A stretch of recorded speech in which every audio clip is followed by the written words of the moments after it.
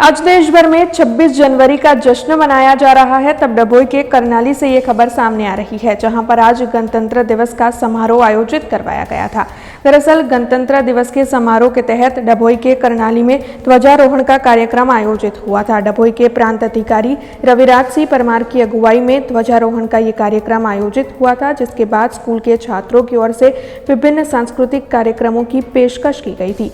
इस दौरान उच्च अभ्यास प्राप्त करने वाले छात्रों का बहुमान भी किया गया था, जिसके बाद वृक्षारोपण का कार्यक्रम आयोजित हुआ था।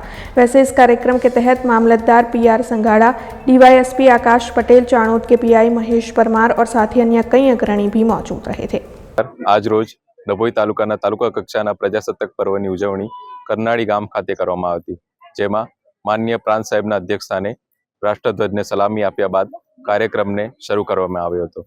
वर्ष दरमियान विविध विभागना जे पण कर्मचारीओए सारी તેમનું ભાગ ભજવ્યો છે અને સરકારના વિવિધ કામોમાં જેમણે ખૂબ જ ઉત્સાહથી કામ કર્યું છે તેમનું સન્માન કરવામાં આવ્યું હતું। हमसे जुड़े रहने के लिए हमारे YouTube चैनल को सब्सक्राइब करें और नई वीडियो की नोटिफिकेशन के लिए बेल आइकॉन को दबाएं।